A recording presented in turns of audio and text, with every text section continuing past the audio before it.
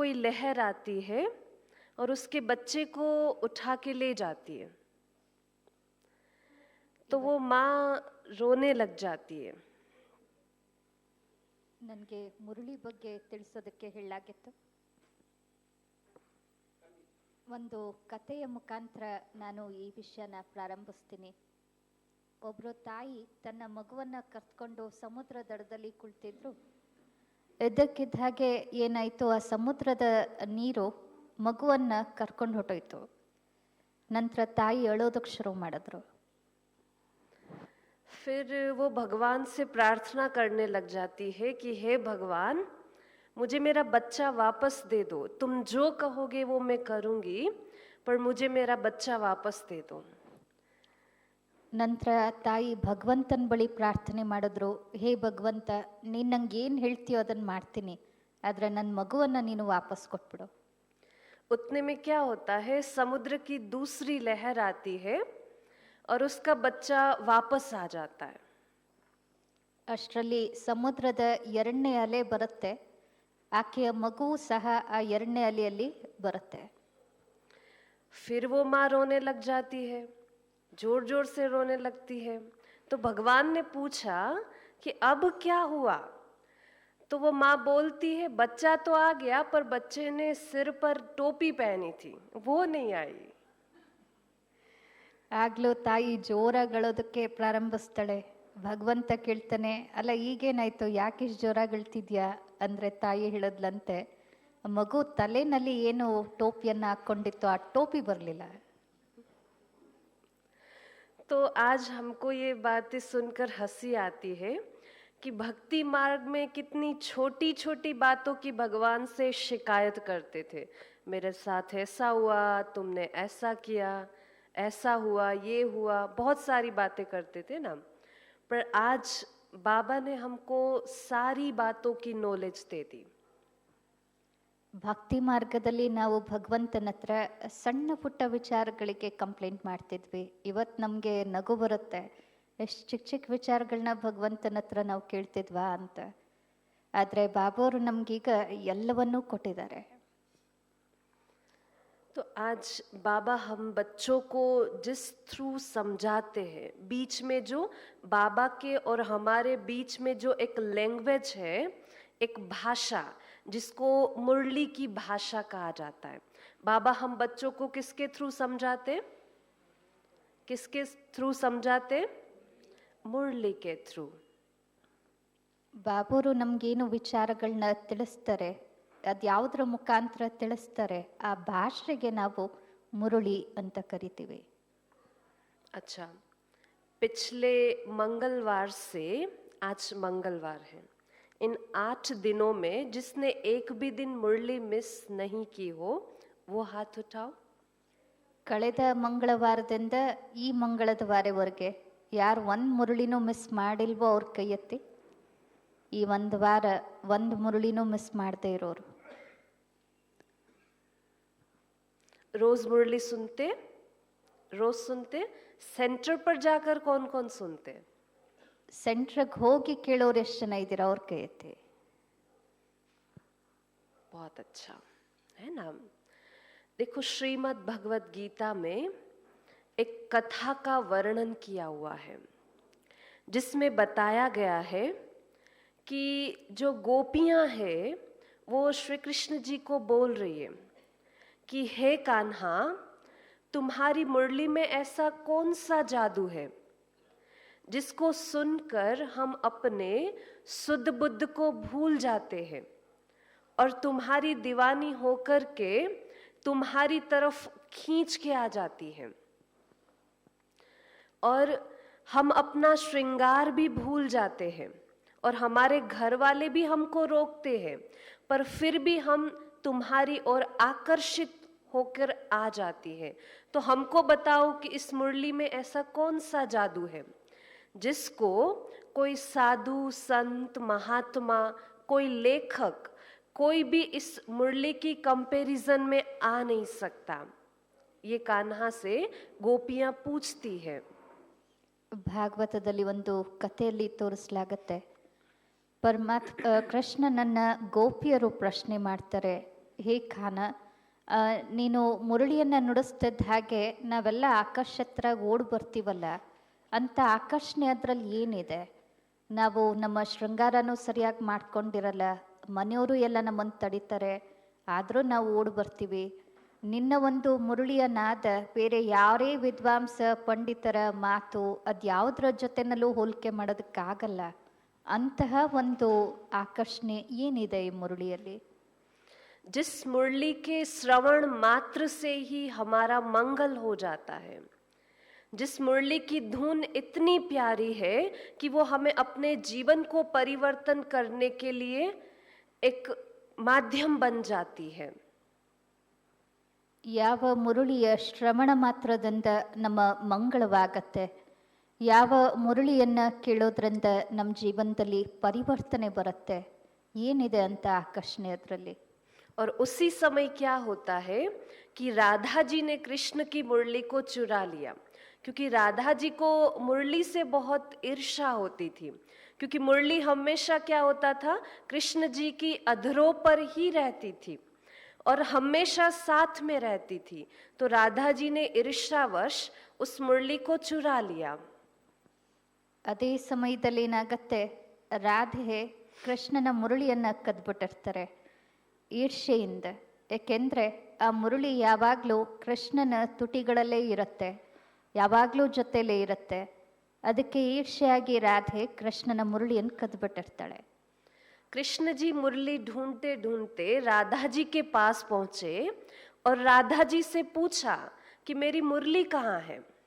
तो राधा जी ने जवाब दिया कि यह मुरली मेरी सोतन है, ये मुरली नहीं मिलेगी आपको, आपको चाहिए तो बाहर बहुत सारी लकड़ियां पड़ी है, आप उसमें से बना लो. तो कृष्ण जी ने बहुत सुंदर जवाब दिया कि यह कोई साधारण मुरली नहीं है, यह शिव का वरदान है. इस मुरली के अंदर 84 जन्मों का राज है. यह मुरली मेरा श्रृंगार है. ये कृष्ण जी का जवाब राधा जी को था. ಆ ಮುರಳಿಯನ್ನು ಹುಡುಕ್ತಾ ಹುಡುಕ್ತಾ ಕೃಷ್ಣ ರಾಧೆಯ ಬಳಿ ಬರ್ತಾರೆ. ರಾಧೆನ ಕೇಳ್ತಾರೆ, ನನ್ನ ಮುರಳಿ ಏನಾಯಿತು ಅಂತ. ಆಗ ರಾಧೆ ಉತ್ತರಿಸ್ತಾಳೆ, ನಿಂಗೆ ಮುರಳಿ ಸಿಕ್ಕಲ್ಲ, ಯಾಕೆಂದರೆ ಅದು ನನ್ನ ಸೌತಿ. ಬೇಕು ಅಂದರೆ ಬೇರೆ ಎಷ್ಟೊಂದು ಇಲ್ಲಿ ಬಿದಿರು ಮರಗಳೆಲ್ಲ ಇವೆ, ಅದರಿಂದ ಮುರಳಿ ಮಾಡ್ಕೊಂಡು, ಆದರೆ ಈ ಮುರಳಿ ನಿನಗೆ ಸಿಕ್ಕಲ್ಲ. ಆಗ ಕೃಷ್ಣ ಹೇಳ್ತಾನಂತೆ, ಆ ಮುರಳಿ ಶಿವನ ವರದಾನ. ಆ ಮುರಳಿಯಲ್ಲಿ 84 ಜನ್ಮಗಳ ರಹಸ್ಯ ಇದೆ. ನನಗೆ ಅದೇ ಮುರಳಿ ಬೇಕು. ಇದು ಕೃಷ್ಣನ ಉತ್ತರ. तो शास्त्रों में तो इस प्रकार इस कथा का वर्णन है, पर वास्तव में देखा जाए तो यहाँ पर कौन सी मुरली की बात हो रही है? उस स्वर वाली या उस धुन वाली मुरली की बात नहीं है. जो गोपियों ने भी कृष्ण को कहा है कि इस मुरली में ऐसा कौन सा जादू है जो हम सारी सुध बुध खोकर क्या करते, तुम्हारी तरफ आकर्षित हो जाते. हमारे घर वाले मना करते हैं, फिर भी हम आ जाते हैं मुरली सुनने के लिए. अब सोचने की बात है कि घर वाले मुरली सुनने के लिए मना करते हैं, तो क्या वो स्वर वाली मुरली की बात होती तो वो मुरली की धुन तो घर वालों को भी सुनाई देती. अब गोपियों को सुनाई दे रही है, तो जो मना कर रहे उनको नहीं सुनाई देती होगी. समझ आ रहा है? तो यहाँ पर कौन सी मुरली की बात हो रही है? जो बाबा हम आत्माओं के प्रति उच्चारण करते हैं. दूसरी बात, राधा जी ने क्या कहा कि बाहर बहुत सारी लकड़ियां हैं, उनमें से बना लो अपनी मुरली. तो दुनिया के अंदर कागज तो बहुत सारे हैं, पर सिर्फ और सिर्फ कौन सा कागज बहुत महत्वपूर्ण है कि नहीं? यह जो बाबा हम बच्चों के लिए सिर्फ ये 4 पेज की मुरली है, पर आपने अगर फील किया हो तो क्या होता है, हम मोबाइल से भी मुरली पढ़ते हैं, पर जो इस मुरली को पढ़ने में आनंद आता है वो मोबाइल से पढ़ने में आनंद आता है. मतलब एक अलग ही आकर्षण है इस मुरली के अंदर. ಅಂದಮೇಲೆ ಶಾಸ್ತ್ರಗಳಲ್ಲಿ ವಿವರಿಸಿರೋ ಈ ವಿಚಾರ ಯಾವ ಮುರಳಿದು? ಬರೀ ಆ ಕೊಳಲಿನ ನಾದಕ್ಕೆ ಇಷ್ಟೆಲ್ಲ ಹೇಳಿದ್ದಾರೆ. ಗೋಪಿಕೆಯರು ಕೇಳ್ತಿದ್ದಾರೆ, ನಮಗೆ ಮನೆಯಲ್ಲಿ ಬಂಧನ ಆಗ್ತಾರೆ, ಆದರೂ ನಾವು ಆಕಾಶ ಹತ್ರ ಓಡ್ ಬರ್ತೀವಿ. ನಮ್ಮ ಶೃಂಗಾರ ಅರ್ಧಂಬರ್ಧ ಆಗಿರುತ್ತೆ, ಆದರೂ ಬಿಟ್ಟು ಬರ್ತೀವಿ. ಅದು ಆ ಮುರಳಿಗೆ ಹೇಳ್ತಿದ್ದಾರೆ. ಹಾಗೆ ರಾಧೇನೂ ಹೇಳ್ತಾಳೆ, ಹೊರಗಡೆ ಬೇಕಾದಷ್ಟು ಕಟ್ಟಿಗೆ ಇದೆ, ಅದರಲ್ಲಿ ಮಾಡ್ಕೊಂತ. ಹಾಗೆ ನಾವು ಪ್ರಪಂಚದಲ್ಲಿ ಎಷ್ಟೊಂದು ಪೇಪರ್ಗಳನ್ನ ನೋಡ್ತೀವಿ, ಆ ಥರ ಎಷ್ಟೋ ಕಾಗದಗಳಿವೆ. ಆದರೆ ಈ 4 ಪೇಜ್ನ ಈ ಒಂದು ಕಾಗದ, ಈ ಮುರಳಿ ಎಷ್ಟು ನಮ್ಮನ್ನು ಆಕರ್ಷಣೆ ಮಾಡುತ್ತಲ್ವ. ನಾವು ಮೊಬೈಲ್ನಲ್ಲೂ ಮುರಳಿ ಓದ್ಕೋಬೋದು, ಆದರೆ ಈ ಮುರಳಿಯನ್ನು ಹಿಡಿದು ಓದೋ ರೀತಿ ಅನುಭವ ಆ ಮುರಳಿನಿಂದ ಸಿಗುತ್ತಾ? और दूसरी बात क्या कहा जाता, ऐसा कहने में आता है कि मधुबन में मुरली बाजी, गोप गोपियां नाची, हे कृष्ण तेरी मुरली में जादू है. तो अब यहाँ पर भी सोचने की बात है. मधुबन में मुरली बाजी, तो यहाँ पर मधुबन भी किसको कहा जाता? वन अर्थात जंगल, यानी जहाँ पर तपस्या करते हैं. और मधु यानी एक रहने का स्थान, एक अर्थ में कहे तो रहने का स्थान भी होता है. तो जहाँ पर रहकर परमात्मा ने क्या किया, अपने चरित्र के द्वारा या मुरली के द्वारा हम बच्चों को जागृत किया. और दूसरी बात क्या कहा कि तुम्हारी मुरली में जादू है. तो वो कोई गठरी से निकालने वाला जादू नहीं कि कुछ निकाल के हमको दिखाया, पर नहीं, यहाँ पर मुरली में जादू अर्थात हम सबका एक अनुभव होगा कि मुरली ही हमारे जीवन को परिवर्तन करने का एक आधार है. ಹಾಗೆ ಮೂರನೇ ವಿಚಾರ, ಮಧುಬನದಲ್ಲಿ ಮುರಳಿಯನ್ನು ನುಡಿಸಲಾಯಿತು, ಗೋಪಿಯರೆಲ್ಲ ಓಡಿ ಬಂದರು, ಆ ಮುರಳಿಯಲ್ಲಿ ಜಾದು ಇದೆ ಅಂತನೂ ಒಂದು ಹಾಡಿದೆ. ಇದು ಯಾವ ಮುರಳಿಯ ನಾದ? ಮಧುಬನ ಅಂದರೆ, ವನ ಅಂದರೆ ಅದು ಕಾಡು, ಎಲ್ಲಿ ಎಲ್ಲರೂ ತಪಸ್ಸನ್ನು ಮಾಡ್ತಾರೆ, ಹಾಗೂ ವಾಸ ಮಾಡೋ ಸ್ಥಳನೂ ಹೌದು. ಇಲ್ಲಿ ಪರಮಾತ್ಮ ತನ್ನ ಚರಿತ್ರೆಯನ್ನು ಸೃಷ್ಟಿ ಮಾಡಿದ್ರು, ಇಲ್ಲಿಂದ ಮುರಳಿಯನ್ನು ನುಡಿಸಿದ್ರು. ಆ ಮಧುಬನದ ಮುರಳಿಯಲ್ಲಿ ಜಾದು ಅಂದರೆ ಅದೇನೋ ಮ್ಯಾಜಿಕ್, ಒಂದು ಸ್ಟಿಕ್ಕಿಂದ ಏನೋ ಮಾಡಿ ಏನೋ ತೆಗೆದುಕೊಡೋದು ಆ ಥರ ಅಲ್ಲ. ಈ ಮುರಳಿಯಲ್ಲಿ ನಮ್ಮ ಜೀವನನೇ ಪರಿವರ್ತನೆ ಆಗತ್ತಲ್ಲ, ಆ ಜಾದು ಈ ಮುರಳಿ ಒಳಗಡೆ ಇದೆ. और मुरली में से जो स्वर निकलता है, जिसमें सारे गामा पधा निश जिसको कहा जाता है, इन 7 स्वरों के अंदर पूरी धुन समाई रहती है. तो इन्हीं 7 स्वर जिसको सुर कहा जाता है, तो यही सुर जो परमात्मा मुरली के थ्रू हमको समझाते हैं, जिससे हमारा जीवन एक धुन यानी जीवन जीने की कला हम सबको आ जाती है. ಆ ಮುರಳಿಯಿಂದ ಯಾವ ನಾದ ಹೊರಹೊಮ್ಮುತ್ತೆ, ಯಾವುದನ್ನ ಸಪ್ತ ಸ್ವರಗಳು ಅಂತ ಕರೀಲಾಗತ್ತೆ, ಸರಿ ಗ ಮ ಪದ ನಿ, ಆ ಒಂದು ಸಪ್ತ ಸ್ವರಗಳೇ ಈ ಮುರಳಿಯಿಂದ ಹೊರಗೆ ಬರೋದು. ಇದ್ರ ಮುಖಾಂತರನೇ ಪರಮಾತ್ಮ ನಮ್ಮ ಜೀವನವನ್ನು ಪರಿವರ್ತನೆ ಮಾಡ್ತಾರೆ. आप सबका अनुभव होगा कि कई बार ऐसा होता है कि हम कुछ सोच रहे या हम कुछ ढूंढ रहे, कोई बातों का जवाब हमारे पास नहीं है, या जीवन में कई परिस्थितियां आती है जिसका हमारे पास कोई सॉल्यूशन नहीं है, पर दूसरे दिन ही वही बातें, वही चीजें बाबा मुरली के अंदर सुनाएंगे. है अनुभव आप सबको? अनुभव है? ಎಷ್ಟೋ ಬಾರಿ ನಮ್ಮ ಮನಸ್ಸಿನಲ್ಲಿ ಏನೋ ದ್ವಂದ್ವ ಇರುತ್ತೆ, ಪ್ರಶ್ನೆ ಇರುತ್ತೆ. 2ನೇ ದಿನಾನೇ, ಅದರ ಮುಂದಿನ ದಿನವೇ ನಾವು ಮುರಳಿಯಲ್ಲಿ ಅದಕ್ಕೆ ಉತ್ತರನ ಕಂಡುಕೊಳ್ತೀವಿ. ಬಾಬೋರು ನಮಗೆ ಆ ಮುರಳಿಯಲ್ಲಿ ಉತ್ತರ ಕೊಟ್ಟಿರ್ತಾರೆ. ನಿಮ್ಮೆಲ್ರಿಗೂ ಈ ಅನುಭವ ಇದೆ ಅಲ್ವಾ? है ना. देखो, हमने कई बार अभी बीच में जब कोरोना काल चल रहा था, तो कई लोग तो इसलिए मर गए कि उनको कोई टच नहीं कर रहा था. मतलब एक लोनलीनेस जिसको कह सकते कि जीवन में अकेलापन फील होने लगा.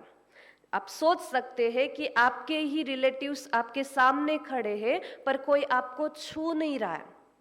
तो उस अकेलेपन ने कई लोगों की जान ले ली. तब हमको एक संकल्प आया उसी टाइम कि हम कितने भाग्यशाली हैं कि इतनी बड़ी महामारी चल रही, इतनी बड़ी परिस्थिति चल रही है, पर एक मुरली ऐसी चीज है जो हमको बैकबोन बनकर क्या करी, हर पल हमारा साथ दे रही है. फील हुआ ऐसा? ऐसा फील हुआ कि किसी व्यक्ति की जरूरत है कि हमको जो आहत दे, अरे भाई सब ठीक हो जाएगा, कुछ नहीं हुआ है, कुछ दिन की बात है, ऐसा फील हुआ?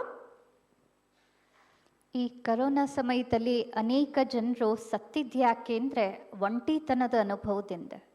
ಯೋಚನೆ ಮಾಡಿ, ಮುಂದೆನೇ ಎಲ್ಲ ಸಂಬಂಧಿಕರಿದ್ದಾರೆ, ಆದರೆ ಯಾರೂ ಹತ್ತಿರಕ್ಕೆ ಬರಲ್ಲ, ನಮ್ಮನ್ನು ಮುಟ್ಟಲ್ಲ, ಅದೆಷ್ಟು ಒಂಟಿತನದ ಕಾಡ್ಸತ್ತೆ. ಆದರೆ ನಮಗೆಲ್ಲ ಆ ರೀತಿ ಆಗಲೇ ಇಲ್ಲ ಅಲ್ವಾ? ಅಂಥ ಕಠಿಣ ಸಂದರ್ಭದಲ್ಲೂ ಈ ಮುರುಳಿ ನಮಗೆ ಜೊತೆಗಾರನಾಗಿ ನಿಲ್ತು. ಅಥವಾ ನಿಮ್ಗನ್ನಿಸ್ತಾ ಯಾರಾದರೂ ವ್ಯಕ್ತಿ ನಮಗೆ ಸಮಾಧಾನ ಮಾಡಬೇಕು, ಏನಿಲ್ಲ ಅಣ್ಣವ್ರೆ ಹುಷಾರಾಗ್ಬಿಡ್ತೀರಾ ಅಂತ ನಮಗೆ ಮುಟ್ಟಿ ಹೇಳಿ ಸಮಾಧಾನ ಮಾಡಬೇಕು ಅನ್ನಿಸ್ತಿತ್ತ? ಅಥವಾ ಈ ಮುರುಳಿ ನಮ್ಗೆ ಆ ಸಮಯದಲ್ಲಿ ಆಧಾರ ಆಯ್ತಾ? तो ये बहुत अच्छा लगा कि मुरली जब जब हमारे साथ है तब तब हमें किसी व्यक्ति की या कोई हमको सपोर्ट दे, कोई हमारा बैकबोन बने, कोई हमें इमोशनली मोटिवेट करे, सब कुछ ठीक हो जाएगा, इसकी जरूरत नहीं पड़ती है, क्योंकि मुरली है वही हमारे जीवन का एक आधार बन जाता है, जिसके सामने कोई भी चीज नहीं टिक सकती है.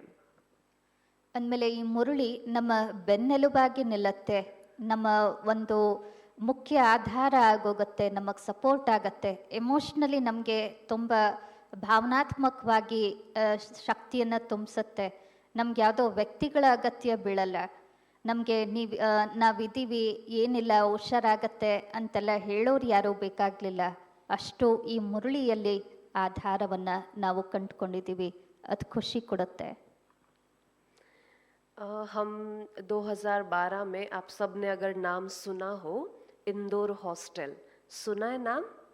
अपना बीकेएस का ही हॉस्टल है जो एमपी इंदौर में स्थित है. तो हम 2012 में वहाँ पर स्टडी के लिए गए थे. हम ज्ञान को कुछ भी नहीं समझते थे, बस ऐसे ही मम्मी पापा जाते थे सेंटर, अच्छा लगता था. तो हम भी फिर बाद में जब हमारा 12th ग्रेजुएशन कंप्लीट हो गया तो आगे क्या करना है ये प्रश्न आ गया, तो हमको हॉस्टल भेजा गया. तो वहाँ पर मतलब हम किसी को नहीं जानते, क्योंकि अलग अलग स्टेट से सारी जो भी छात्राएं हैं या जो भी गर्ल्स है वो सारी अलग अलग छात्रा की, तो आप किसी की लैंग्वेज को भी नहीं समझोगे, क्योंकि ऑलमोस्ट सारी अदर स्टेट की थी. तो उतने में क्या हुआ कि धीरे धीरे मतलब ज्ञान की तरफ इंटरेस्ट बढ़ने लगा. उससे पहले कोई मुरली क्लास नहीं, कोई योग नहीं, कुछ नहीं था. सिर्फ क्या होता था कि बहनों का प्यार अच्छा लगता था, तो सेंटर जाते थे, भोग खाते थे, आ जाते थे. ನನ್ನ ಒಂದು ಪರಿಚಯ ಕೊಡಬೇಕು ಅಂದರೆ, ನಾನು ನನ್ನ 12th ಮುಗೀತು, ಡಿಗ್ರಿ ಕಂಪ್ಲೀಟ್ ಆಯಿತು, ಅಪ್ಪ ಅಮ್ಮ ಜ್ಞಾನದಲ್ಲಿದ್ದರು, ಆದರೆ ನನಗೆ ಜ್ಞಾನದ ಏನೂ ಗೊತ್ತಿರಲಿಲ್ಲ. ನಾನು ನಂತರ ಇಂದೋರ್ನಲ್ಲಿ, ತಾವೆಲ್ಲ ಕೇಳಿರ್ಬೋದು, ಮಧ್ಯಪ್ರದೇಶಲ್ಲಿ ಇಂದೋರ್ನಲ್ಲಿ ಬಾಬೋರ ಹಾಸ್ಟೆಲ್ ಇದೆ, ಅಲ್ಲಿಗೆ ನನ್ನನ್ನು ಸೇರಿಸಿದ್ರು. ಈಗ ಮುಂದಕ್ಕೇನು ಅನ್ನೋ ಪ್ರಶ್ನೆ ಬಂದಾಗ, ಆದರೆ ಅಲ್ಲಿ ಎಲ್ಲ ಬೇರೆ ಬೇರೆ ರಾಜ್ಯಗಳಿಂದ ಬಂದಿರ್ತಾರೆ, ಎಲ್ಲ ಬೇರೆ ಬೇರೆ ಭಾಷೆಯವರು, ಬೇರೆ ಬೇರೆ ಮನೆತನಗಳಿಂದ ಬಂದವರು, ಭಾಷೆನೂ ಬರಲ್ಲ. ಆಗ ನನಗೆ ಈ ಮುರುಳಿ ಕಡೆ ಆಕರ್ಷಣೆ ಉಂಟಾಯಿತು. ಅದಕ್ಕೆ ಮುಂಚೆ ಸುಮ್ಮನೆ ಸೆಂಟ್ರ್ಗಳಿಗೆ ಹೋಗ್ತಿದ್ದೆ, ಅಕ್ಕಂದ್ರ ಸ್ನೇಹ ಇಷ್ಟ ಆಗ್ತಿತ್ತು, ಭೋಗ ತಿಂತಿದ್ದೆ, ಬರ್ತಿದ್ದೆ. और सुबह 8 बजे तक किसी से बात नहीं करनी है, रात को 10 बजे लाइट ऑफ हो जाएगी. 1 महीने में एक बार आपके घर से फोन आएगा, आपको सिर्फ 15 मिनट बात करनी है, और 1 साल में एक बार आपके पेरेंट्स आएंगे, आपको उनसे मिलना है. ये वहाँ के नियम थे. ಬೆಳಿಗ್ಗೆ 8 ಗಂಟೆವರೆಗೂ ಯಾರ ಜೊತೆಯಲ್ಲೂ ಮಾತಾಡೋ ಹಾಗಿಲ್ಲ. ರಾತ್ರಿ 10 ಗಂಟೆಗೆ ಎಲ್ಲ ಲೈಟ್ಗಳು ಆಫ್ ಮಾಡಿಬಿಡ್ತಿದ್ರು. ಜೊತೆಗೆ ತಿಂಗಳಿಗೆ ಒಂದ್ಸರಿ ಮನೆಯಿಂದ ಅಪ್ಪ ಅಮ್ಮ ಫೋನ್ ಮಾಡೋರು, 1/4 ಗಂಟೆ ಅವ್ರ ಜೊತೆ ಮಾತಾಡಬೇಕಷ್ಟೆ.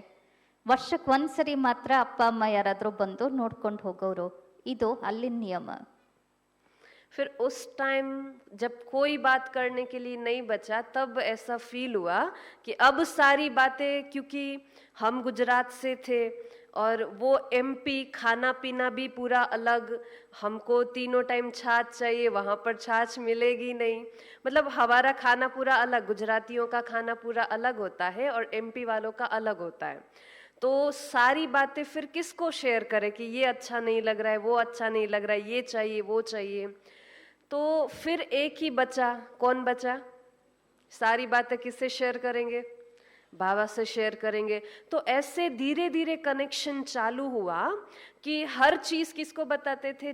बाबा को बताते थे। तो एक बार की बात है, दोपहर में बहुत गर्मी थी, तो छाछ पीने का मन हुआ। तो सिर्फ एक संकल्प ही किया, मतलब ये मैंने प्रैक्टिकल अपने जीवन में देखा है कि हमारे संकल्प भी बाबा कैसे पूरे करते हैं। तो एक संकल्प में भोजन कर रही थी, सब भोजन करके उठ गए थे, क्योंकि मुझे अच्छा नहीं लगता था, रोना आता था खाना खाने बैठते टाइम, क्योंकि घर में तो क्या होता है कि सारे लोग मिल के खाएंगे, और वहां पर तो क्या, आप अकेले आए, डाइनिंग टेबल पे बैठे, खाना खाए, चले गए। तो उस टाइम बाबा को बोला कि बाबा बहुत गर्मी फील हो रही है, अब मुझे थोड़ा छाछ पीने का मन हो रहा है। ऐसे अंदर संकल्प जस्ट आया, तो क्या हुआ, सामने किचन से एक बहन आई, हाथ में छाछ का ग्लास था और उन्होंने मुझे दिया। ऐसे जनरली किसी को देते नहीं, उनको क्या पता कि किसको क्या चाहिए, पर उस टाइम से मतलब इतना कि हाँ, बाबा हमारे एक एक संकल्प को भी क्या करता है, सुनता है। ನಂತರ ನಾನು ಗುಜರಾತಿಂದ ಎಂ ಪಿಗೆ ಹೋಗಿದ್ದು. ನಮ್ಮ ಆಹಾರದ ಪದ್ಧತಿನೇ ಬೇರೆ, ಅಲ್ಲಿ ಎಂ ಪಿನಲ್ಲೇ ಬೇರೆ ಸಿಸ್ಟಮ್ ಇರುತ್ತೆ. ನಮಗೆ 3 ಹೊತ್ತು ಕುಡಿಯೋದಕ್ಕೆ ಮಜ್ಜಿಗೆ ಬೇಕು, ಆದರೆ ಅಲ್ಲಿ ಆ ಅಭ್ಯಾಸವೇ ಇರಲಿಲ್ಲ. ನನಗೆ ಅಲ್ಲಿ ಊಟ ತಿಂಡಿ ಸೆಟ್ ಆಗ್ತಿರ್ಲಿಲ್ಲ. ಎಲ್ಲ ಯಾರಿಗೆ ಹೇಳ್ಕೊಳ್ಳಿ, ಬೇಜಾರಾಗೋದು, ಬಾಬು ಅವ್ರಿಗೆ ಹೇಳ್ಕೊಳ್ಳೋದಕ್ಕೆ ಶುರು ಮಾಡಿದೆ. ನಾವೆಲ್ಲ ಮನೆಯಲ್ಲಿ ಒಟ್ಟಿಗೆ ಕೂತ್ಕೊಂಡು ಊಟ ಮಾಡ್ತೀವಿ, ಆದರೆ ಅಲ್ಲಿ ಬರ್ತಾರೆ, ಅವರವರು ಟೇಬಲ್ ಹತ್ರ ಕೂತ್ಕೋತಾರೆ, ಊಟ ಮಾಡ್ಕೊಂಡು ಎದ್ದೆದ್ದು ಹೋಗ್ತಿರ್ತಾರೆ. ನಾನು ಎಲ್ಲ ಎದ್ದೊಟ್ಟೋದ್ರು ನಾನು ಒಬ್ಳಿದ್ದೆ, ಯಾಕೆಂದರೆ ನನಗೆ ಊಟಕ್ಕೆ ಕೂತ್ರೆ ಅಳು ಬರೋದು, ಸೇರ್ತಿರ್ಲಿಲ್ಲ, ಅದು ಅಳು ಬರ್ತಿತ್ತು, ನಿಧಾನ ಇತ್ತು. ಮಧ್ಯಾಹ್ನ ತುಂಬ ಬಿಸಿಲು ಬೇರೆ ಇತ್ತು. ನಾನು ಬಾಬೋರಿಗೆ ಹೇಳ್ಕೊಂಡೆ, ಬಾಬಾ ನನಗೆ ಬಿಸಿಲು ತುಂಬ ಇದೆ, ಮಜ್ಜಿಗೆ ಕುಡಿಬೇಕು ಅಂತ ಅನ್ನಿಸ್ತಿದೆ. ಆಗ ಎಷ್ಟು ಆಶ್ಚರ್ಯ ಆಯಿತು ಅಂದರೆ, ಬಾಬಾ ನಮ್ಮ ಸಣ್ಣ ಪುಟ್ಟ ಸಂಕಲ್ಪಗಳನ್ನೂ ಸಹ ಪೂರ್ಣ ಮಾಡ್ತಾರೆ. ಅಲ್ಲಿ ಡೈನಿಂಗಿಂದ ಒಬ್ಬರು ಅಕ್ಕ ಹೊರಗೆ ಬರ್ತಿದ್ದಾರೆ, ಅವ್ರ ಕೈಯಲ್ಲಿ 4 ಲೋಟಗಳಿತ್ತು. ಹಾಗೆ ನೋಡಿದ್ರೆ ಯಾರಿಗೂ ಆ ಥರ ಮಜ್ಜಿಗೆ ಕೊಡ್ತಿರ್ಲಿಲ್ಲ, ಆದರೆ ಅವ್ರು ನನಗೆ ಮಜ್ಜಿಗೆಯನ್ನು ತಂದು ಕೊಟ್ಟರು. और उस टाइम ऐसा फील हुआ कि मुरली के थ्रू बाबा मुझे समझाते। पहले कभी इंटरेस्ट नहीं आता था मुरली सुनने में, पर उस टाइम जो जो मेरे संकल्प होते थे, जो भी क्वेश्चन होते थे, तो वो सारे प्रश्नों का जवाब उस दिन मुरली में आ जाता था, या फिर हमारे दीदी, बड़ी दीदी थे, वो 1 घंटा रोज क्लास कराते थे। सुबह 6 से 7 उनका क्लास रहता था। तो या तो बाबा किसी को निमित्त बनाते थे उन बातों का जवाब देने के लिए, या फिर मुरली के अंदर रोज आ जाता था।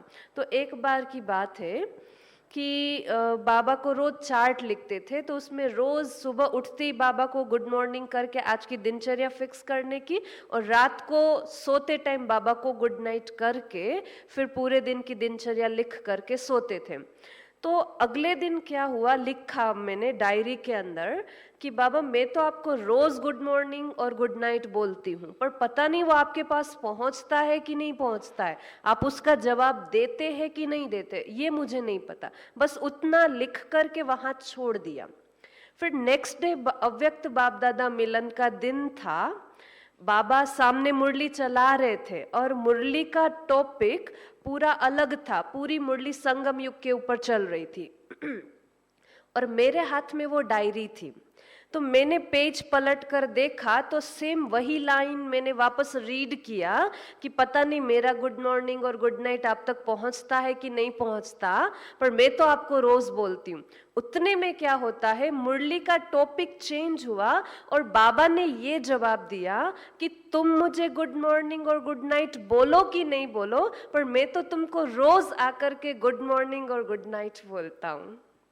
बहुत अच्छा फील हुआ, मतलब उसी टाइम आंखों में से इतना पानी निकलने लगा कि देखो बाबा हमारी कितनी छोटी छोटी चीजों को, पर वंडरफुल बात तो ये है कि मुरली का टॉपिक ही चेंज हो गया और बाबा ने डायरेक्टली जैसे यहाँ से संकल्प गया कि पता नहीं आप बोलते कि नहीं बोलते, तुरंत बाबा ने वहां से रिस्पॉन्स किया। तो ऐसे धीरे धीरे छोटी छोटी बातें हैं वो बाबा के और नजदीक लाती गई। ಹಾಗೆ ಬಾಬೋರ ಮೇಲಿನ ಮುರುಳಿಯ ಆಸಕ್ತಿ ನನಗೆ ಆಗ್ಲಿಂದ ಹೆಚ್ಚಾಗ್ತಾ ಬಂತು. ಮುರಳಿಯಲ್ಲಿ ನನ್ನ ಮನಸ್ಸಿನ ಏನೇ ಪ್ರಶ್ನೆಗಳಿದ್ರು ಮುರಳಿಯಲ್ಲಿ ಉತ್ತರ ಸಿಕ್ತಿತ್ತು, ಅಥವಾ ನಮ್ಮ ಸಹೋದರಿ ಮುರಳಿ ಓದ್ತಿದ್ರು. 6ರಿಂದ 7 ಗಂಟೆವರೆಗೆ ಅವ್ರದ್ದು ಕ್ಲಾಸ್ ಇರ್ತಿತ್ತು, ಅದರಲ್ಲಿ ನನಗೆ ಉತ್ತರ ಸಿಕ್ತಿತ್ತು. ಒಂದು ದಿನ ಅಂತೂ ನಮ್ಮ 2012ನೇ ವಿಚಾರಗಳು ಎಲ್ಲ ಹೇಳ್ತಾ ಇರೋದು ಇವರು. ಒಂದು ಸರಿ ನಾನು ಅಲ್ಲಿ ನಿಯಮ ಬೆಳಗ್ಗೆ ಬಾಬೋರು ಗುಡ್ ಮಾರ್ನಿಂಗ್ ಹೇಳಿ ಇವತ್ತಿನ ದಿನಚರಿ ಎಲ್ಲ ಬರೀಬೇಕಿತ್ತು. ಹಾಗೆ ರಾತ್ರಿ ಗುಡ್ ನೈಟ್ ಹೇಳಿ ಇವತ್ತು ದಿನಚರಿ ಏನೇನು ಮಾಡಿದ್ವಿ ಅಂತ ಬಾಬೋರ್ಗೆ ಒಪ್ಪಿಸಿ ಮಲಗಬೇಕಿತ್ತು. ಹಾಗೆ ಒಂದು ರಾತ್ರಿ ನಾನು ನನ್ನ ಡೈರಿಯಲ್ಲಿ ಬರೆದುಕೊಂಡೆ, ಬಾಬಾ ನಾನಂತೂ ಪ್ರತಿದಿನ ನಿಮಗೆ ಗುಡ್ ಮಾರ್ನಿಂಗ್ ಹೇಳ್ತೀನಿ, ಗುಡ್ ನೈಟ್ ಹೇಳ್ತೀನಿ, ನಿಮ್ಗೆ ತಲುಪುತ್ತೋ ಇಲ್ವೋ ಗೊತ್ತಿಲ್ಲ ಅಂತ. ಅದರ ನಾಳೆ ಅವ್ಯಕ್ತ ಬಾಬಾವರ ಮೆಲ್ನ ಇತ್ತು. ಬಾಪ್ತಾದ ಆವಾಗ ಸಂಗಮ್ ಯುಗದ ಬಗ್ಗೆ ಮುರಳಿ ನುಡಿಸ್ತಿದ್ದಾರೆ. ನನ್ನ ಕೈಯಲ್ಲಿ ಆ ಡೈರಿ ಇತ್ತು, ಮಧ್ಯೆ ತೆಗೆದು ಅದೇ ಶಬ್ದಗಳನ್ನ ನಾನು ಮತ್ತೆ ಓದಿದ್ದೀನಿ. ನಾನು ನಿಮಗೆ ಗುಡ್ ಮಾರ್ನಿಂಗ್ ಗುಡ್ ನೈಟ್ ಎಲ್ಲ ಹೇಳೋದು ನಿಮಗೆ ತಲುಪ್ತಿದೆಯೋ ಇಲ್ವೋ ಗೊತ್ತಿಲ್ಲ ಅಂತ. ದಿಢೀರಂತ ಬಾಬಾ ಟಾಪಿಕ್ಕೇ ಚೇಂಜ್ ಮಾಡಿಬಿಟ್ರು. ಸಂಗಮ್ ಯುಗದ ಬಗ್ಗೆ ಮಾತಾಡ್ತಿದ್ದವರು, ನೀವು ನನಗೆ ಗುಡ್ ಮಾರ್ನಿಂಗ್ ಗುಡ್ ನೈಟ್ ಹೇಳ್ತಿರೋ ಇಲ್ವೋ, ಆದರೆ ನಾನು ಮಾತ್ರ ಪ್ರತಿನಿತ್ಯ ಬಂದು ನಿಮಗೆ ಗುಡ್ ಮಾರ್ನಿಂಗ್ ಹೇಳ್ತೀನಿ ಅಂತ ಬಾಬೋರು ಹೇಳ್ತಿದ್ದಾರೆ. ಬಾಬೋರ ಮಾತನ್ನ ಕೇಳಿ ನನಗೆ ಎಷ್ಟು ಧಾರಾಕಾರವಾಗಿ ಕಣ್ಣೀರು ಹರಿತು ಅಂದರೆ ತುಂಬಾ ಖುಷಿನೂ ಆಯಿತು, ಆನಂದ ಭಾಷ್ಪನೂ ಬಂತು. तो ऐसे धीरे धीरे बाबा से प्यार बढ़ता गया और उस टाइम ऐसा फील होता था जैसे सुबह 2:30 बजते ही ऐसा लगता था कि जैसे बाबा उठाने आ गया कि चलो अब टाइम हो गया. मतलब एक एक पल पल मतलब घंटों इतना एकांत में चला जाता था कि पता ही नहीं चलता था. बाबा इतनी सारी बातों का जवाब देता था और ऐसा फील होता था कि जैसे पूरी मेरे से बात कर रहा है कि तुमको ऐसा करना है, ये करना है, वो करना है.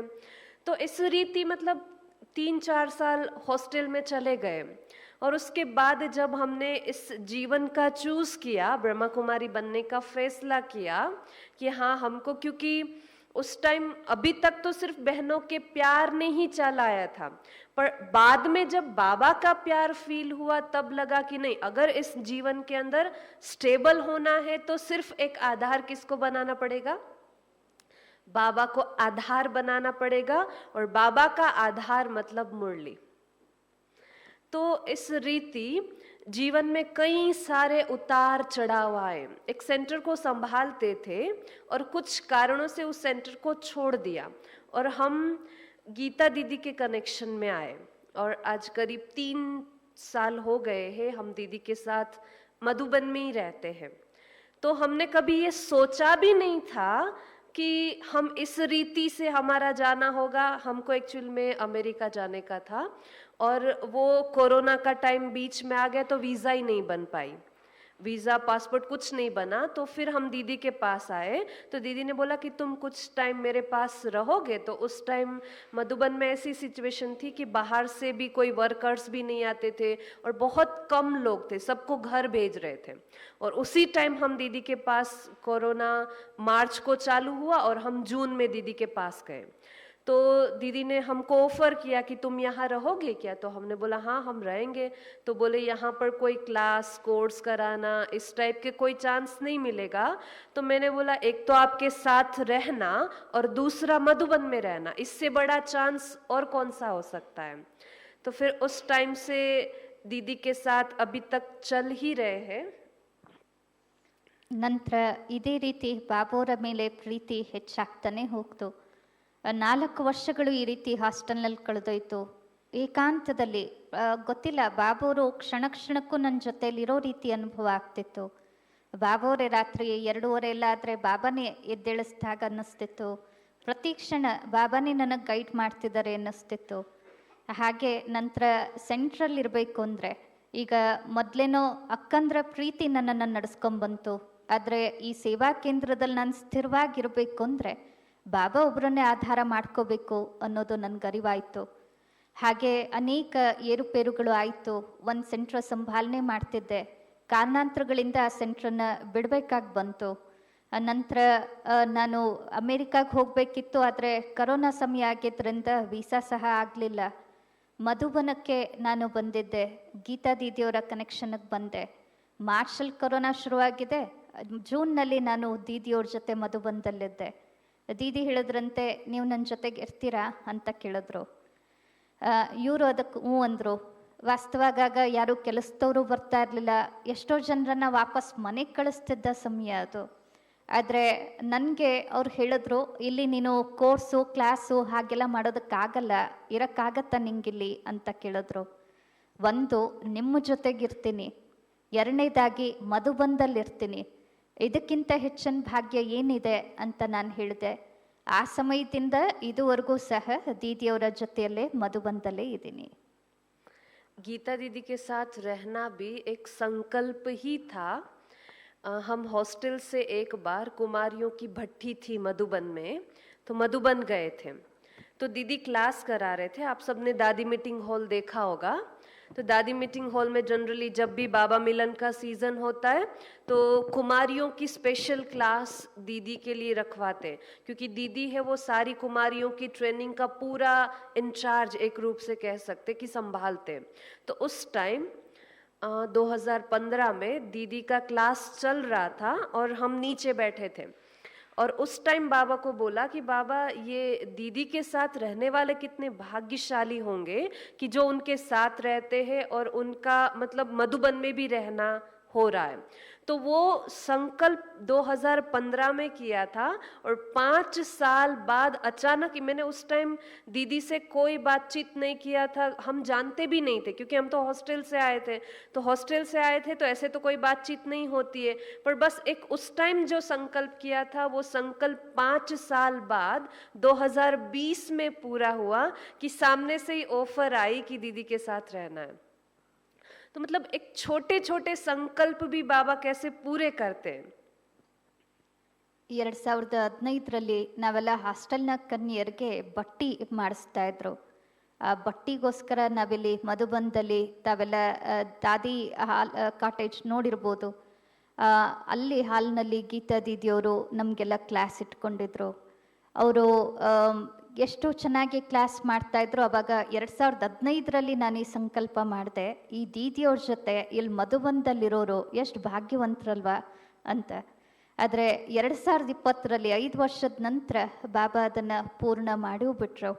ಅಂದರೆ ನಮ್ಮ ಚಿಕ್ಕ ಚಿಕ್ಕ ಆಸೆಗಳನ್ನೂ ಸಹ ಸಂಕಲ್ಪಗಳನ್ನೂ ಸಹ ಬಾಬಾವರು ಎಷ್ಟು ಚೆನ್ನಾಗಿ ಪೂರ್ಣ ಮಾಡ್ತಾರೆ.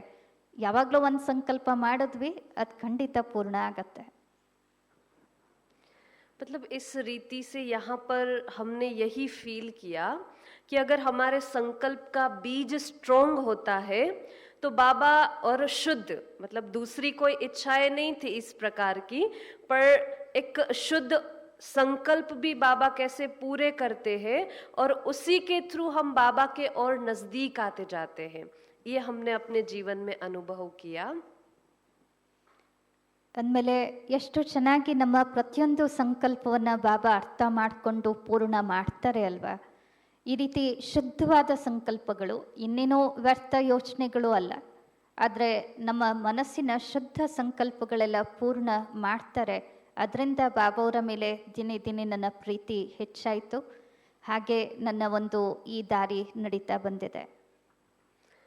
तो इस रीति जो हमने कहा कि जो एक आधार है वो मुरली है, तो जिस प्रकार जो डॉक्टर होता है वो अगर कोई भी बीमारी होती है तो उसके लिए जो दवाई देता है, तो बाबा क्या बोलते कि जो मुरली है वो भी एक दवाई है।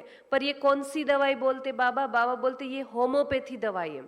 आप सबको पता होगा कि जो होम्योपैथी दवाई होती है उसका जो इफेक्ट होता है बहुत स्लोली होता है, और जो एलोपैथी दवा होती है वो क्या करता है, इंस्टेंट उसका रिजल्ट आ जाता है। तो जो मुरली है वो क्या है?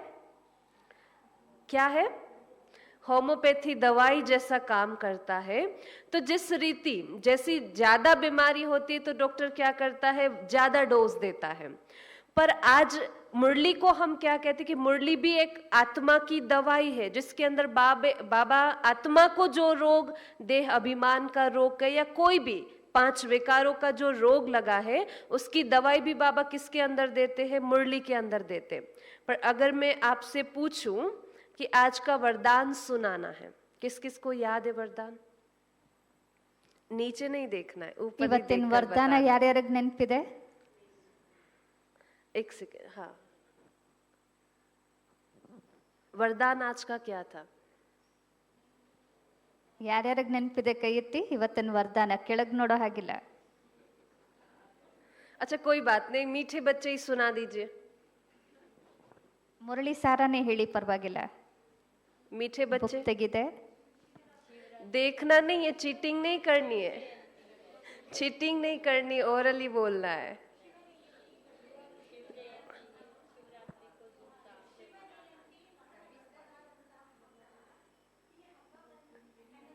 हाँ हाँ कोई बात नहीं.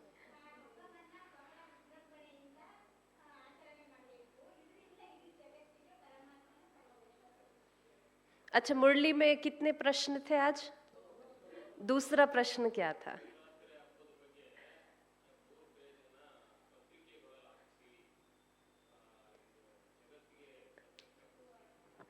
ಮುರಳಿಯಲ್ಲಿ ಇವತ್ತು 2 ಪ್ರಶ್ನೆ ಕೇಳಿದ್ರಲ್ಲ, दूसरा ಎರಡನೇ प्रश्न ಪ್ರಶ್ನೆ क्या था? ಏನಿತ್ತು?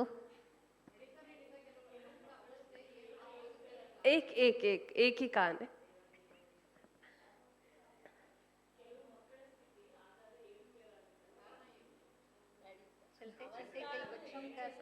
वेरी गुड, है ना.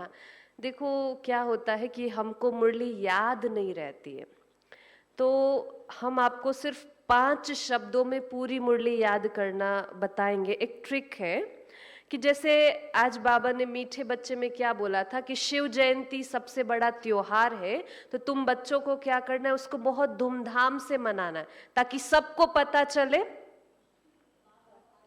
भगवान का अवतरण हो चुका है. मतलब ये ओरली में जनरल बता रही हूं. फिर प्रश्न क्या था? पहला प्रश्न क्या था? हाँ क्या? Very good. सुस्ती आने का कारण बाबा ने पूछा था. दूसरे प्रश्न में बाबा ने अवस्था के बारे में बताया. और फिर वरदान क्या था? बाबा ने कौन सी शक्ति को श्रेष्ठ बताया है? परमात्म स्नेह की शक्ति को. और स्लोगन क्या था? यथार्थ सेवा कौन सी है? निर्विघ्न रहना और स्वयं भी और दूसरों को भी निर्विघ्न रखना. तो इन मेन जो चीजें हैं इसको सिर्फ हम 5 शब्दों में याद रखेंगे. जैसे बाबा ने बताया कि शिव जयंती सबसे बड़ा त्योहार है, और फिर क्या कहा, इसे तुम बच्चों को बहुत धूमधाम से मनाना है जिससे सारी दुनिया को बाप का अवतरण हो गया ये पता पड़े. तो इस मुरली की लाइन में हाईलाइट कौन सा शब्द हो रहा है? हाँ, शिव जयंती. तो आप ट्रांसलेट करेंगे? ಮುರಳಿಯನ್ನ 5 ಶಬ್ದಗಳಲ್ಲಿ ಹೇಗೆ ನೆನ್ಪಿಟ್ಕೋಬಹುದು ಅನ್ನೋದನ್ನ ನಾನು ನಿಮ್ಗೀಗ ಹೇಳ್ಕೊಡ್ತೀನಿ. ಯಾಕೆಂದ್ರೆ ನಮಗೆ ಮುರಳಿ ನೆನಪಿರಲ್ಲ, ಮರ್ತು ಬಿಡ್ತೀವಿ ಬೇಗ. ಈಗ ಇವತ್ತು ಮುರಳಿ ಸಾರದಲ್ಲಿ ಬಾಬಾ ಅವರು ಏನ್ ಹೇಳಿದ್ರು, ಶಿವರಾತ್ರಿಯನ್ನ ನೀವು ಬಹಳ ವಿಜೃಂಭಣೆಯಿಂದ ಆಚರಿಸಬೇಕು. कौन सा शब्द हाईलाइट हो रहा है? ಈ ಮುರಳಿಯಲ್ಲಿ ಯಾವ ಶಬ್ದ ಹೈಲೈಟ್ ಆಗಿದೆ? एक बार फिर से पढ़ूं. शिव जयंती का त्योहार बड़े ते बड़ा त्योहार है, इससे तुम बच्चों को बहुत धूमधाम से मनाना है जिससे सारी दुनिया को बाप के अवतरण का पता पड़े. ये पूरा मीठे बच्चे हैं, इसमें से एक शब्द याद रखना है जिससे आगे पीछे का सब याद हो जाए. ऐसा कौन सा एक शब्द है? वेरी गुड, त्योहार. कौन सा त्योहार? क्यों मनाना है? क्यों मनाना है? क्योंकि बाप का अवतरण. और हाँ, कैसे मनाना है? धूमधाम से. तो एक शब्द लिया और उसमें हमें उसी शब्द को लेकर प्रश्न पूछना है. जैसे गुलजार दादी कहते थे कि विचार सागर मंथन करना कोई मुश्किल बात नहीं है, क्योंकि जैसे हमारे साथ किसी ने बहुत बुरा व्यवहार किया तो उस व्यवहार को चलते हम 2 दिन 3 दिन तक मूड अपसेट रहेगा और उसी चीजों को हम क्या करते रहेंगे? चिंतन करते रहेंगे. तो ऐसा नहीं है कि हम सबको विचार सागर मंथन करना नहीं आता है, आता है, पर अच्छी चीजों में उस चीजों को नहीं लगाते. तो दादी हमेशा कहती थी कि 5 क अपने आप से पूछो, कब, क्यों, कहां, कैसे, कितना. ये 5 शब्द को लेकर के हम क्या कर सकते हैं? विचार सागर मंथन कर सकते हैं. ಗುಲ್ಜಾರ್ ದಾದಿ ಅವರು ಒಂದು ಮಾತನ್ನು ಹೇಳ್ತಾ ಇದ್ರು, ನಮ್ಗೆ ಯಾರಿಗೋ ವಿಚಾರ ಸಾಗರ ಮಥನ ಮಾಡೋದಕ್ಕೆ ಬರಲ್ಲ ಅಂತೇನಲ್ಲ, ಚೆನ್ನಾಗಿ ಚಿಂತನೆ ನಡೆಸ್ತೀವಿ. ಯಾರಾದರೂ ನಮಗೇನೋ ಒಂದು ಮಾತು ಹೇಳಿಬಿಟ್ರೆ 2 ದಿವಸ 3 ದಿವಸ ಅದೇ ಮೂಡ್ ಆಫ್ ಮಾಡ್ಕೊಂಡಿರ್ತೀವಿ. ಆದರೆ ಜ್ಞಾನದಲ್ಲಿ ಯಾಕೆ ವಿಚಾರ ಮಾಡೋಕ್ಕೆ ಬರಲ್ಲ ಅಂತೀವಿ. ಈಗ ಮುರಳಿ ಸಾರದಲ್ಲೇ ಒಂದು ಹೈಲೈಟ್ ಶಬ್ದ ಅಂದರೆ ಅದು ಆ ಒಂದು ಶಬ್ದನ ಹಿಡ್ಕೊಂಡ್ರೆ ಅದರ ಹಿಂದೆ ಮುಂದೆ ಎಲ್ಲ ನಮಗೆ ನೆನಪಿಗೆ ಬಂದ್ಬಿಡಬೇಕು. ಆ ರೀತಿಯ ಒಂದು ಶಬ್ದ ಈ ಮುರಳಿನಲ್ಲಿರೋದು ಹಬ್ಬ.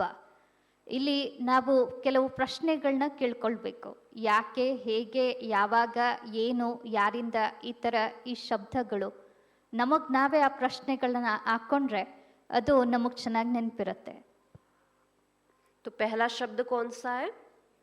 पहला शब्द कौन सा है? त्योहार. कैसे मनाना है? क्यों मनाना है? क्यों मनाना है? Very good. अब देखो प्रश्न में से दूसरा शब्द लेंगे. बाबा ने पूछा है तुम बच्चों को किस बात में सुस्ती नहीं आनी चाहिए? अगर सुस्ती आती है तो उसका कारण क्या है?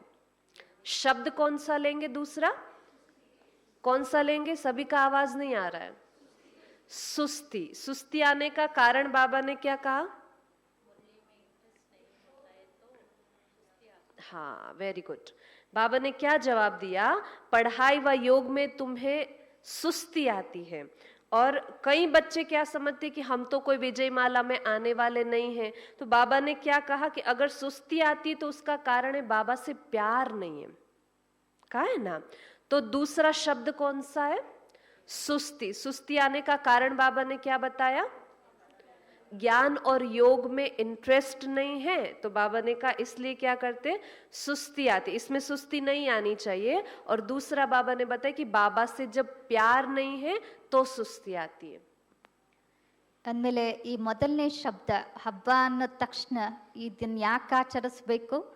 ಯಾಕೆಂದರೆ ತಂದೆಯನ್ನು ನಾವು ಪ್ರತ್ಯಕ್ಷಪಡಿಸ್ಬೇಕು. ಹಾಗೆ ಹೇಗೆ ಆಚರಿಸ್ಬೇಕು? ಬಹಳ ವಿಜೃಂಭಣೆಯಿಂದ ಆಚರಿಸ್ಬೇಕು.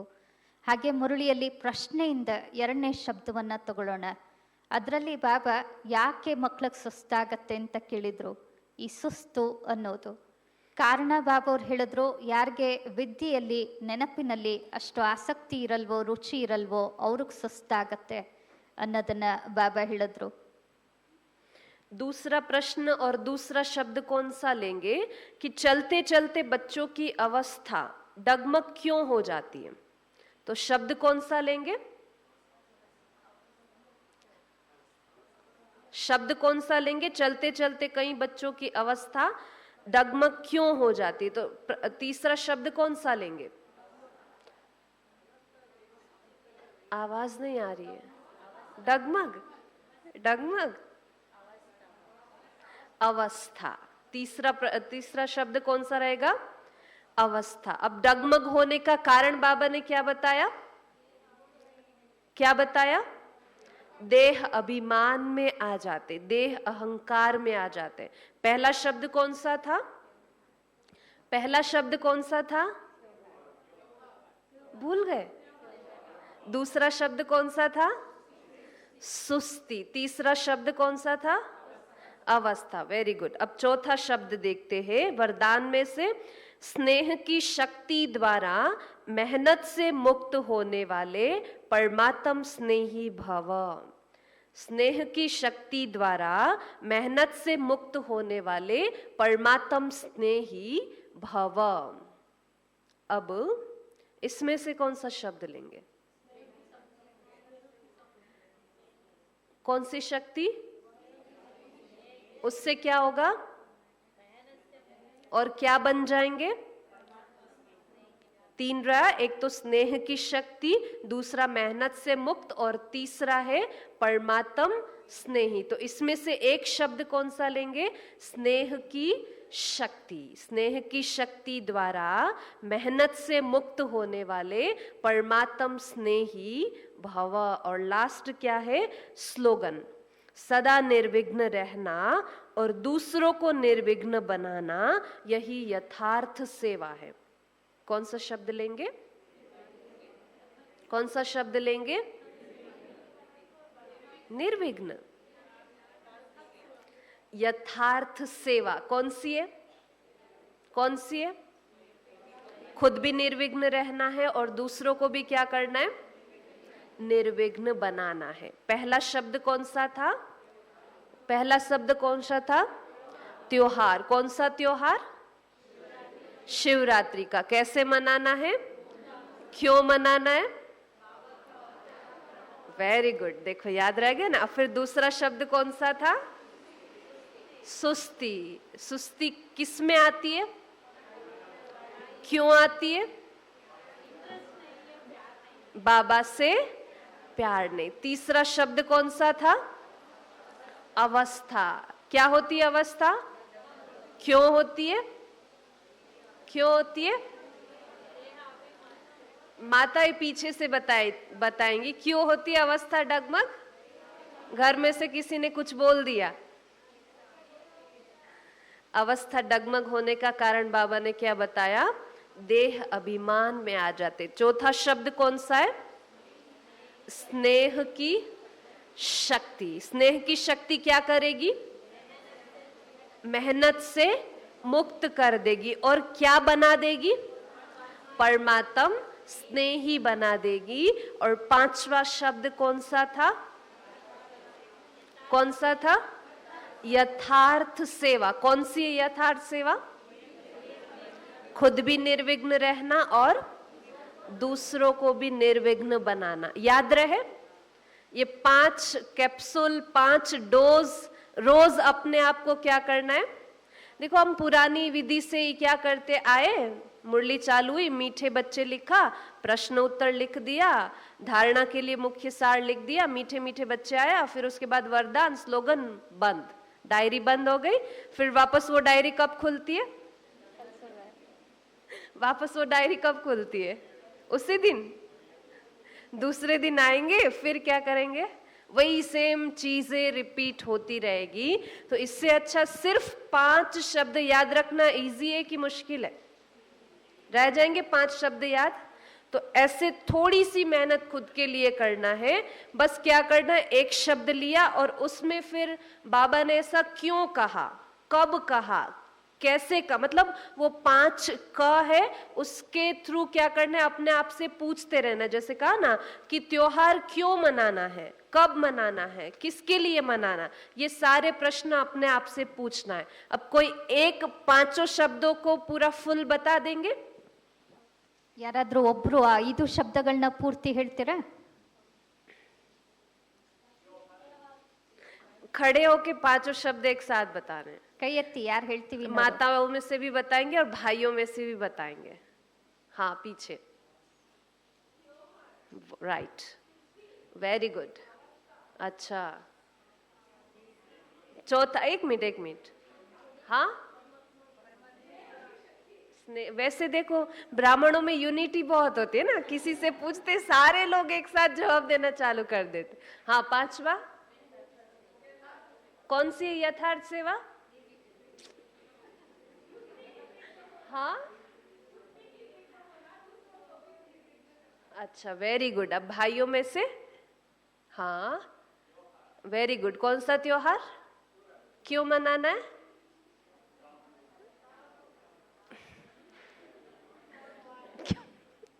क्यों मनाना है? अच्छा कैसे मनाना है? क्यों मनाना है धूमधाम?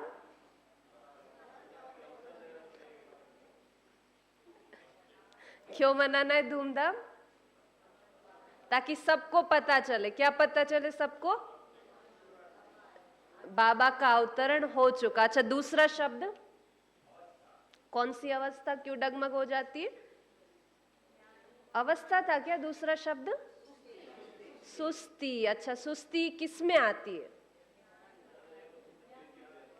ओ भाई से पूछ लेते, फिर आपकी बारी। किस में सुस्ती आती भाई जी?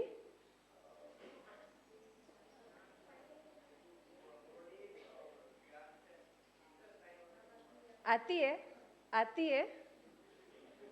नहीं आती। अच्छा तीसरा शब्द, अच्छा सुस्ती आने का कारण क्या है? हाँ हाँ, एक तो इंटरेस्ट नहीं, और दूसरा क्यों आती है सुस्ती? बाबा से प्यार बहुत है इसलिए? प्यार नहीं है इसलिए। तीसरा शब्द कौन सा था? अवस्था। अवस्था डगमग क्यों होती है?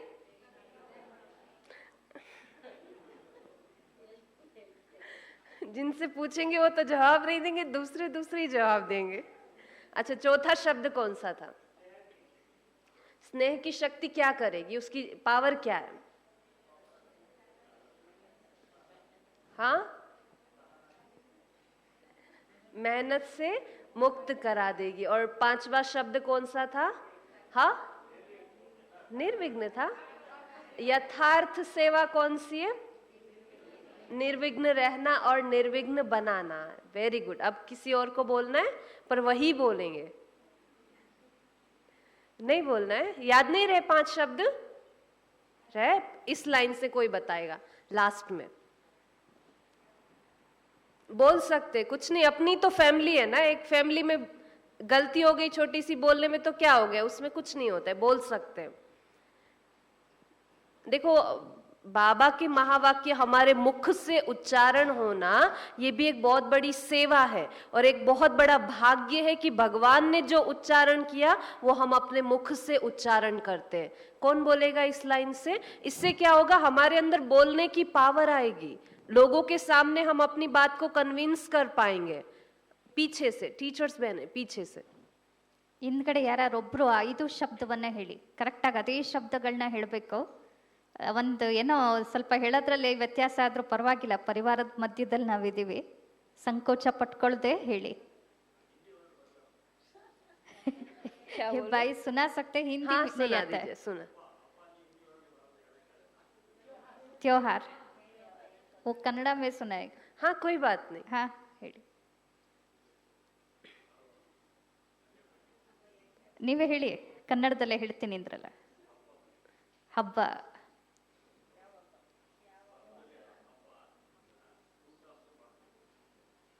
दूसरा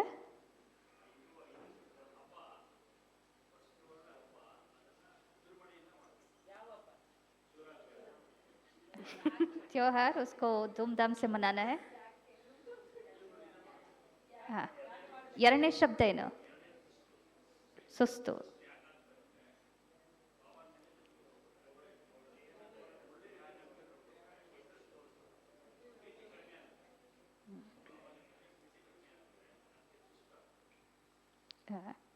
ಮೂರನೇದು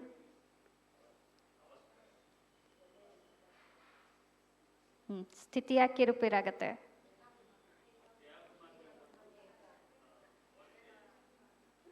मुझे तो कुछ समझ नहीं। ನಾಲ್ಕನೇದು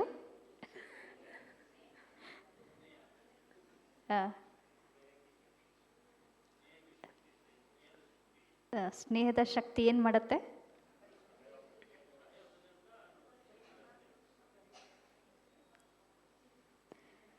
ಐದನೇದು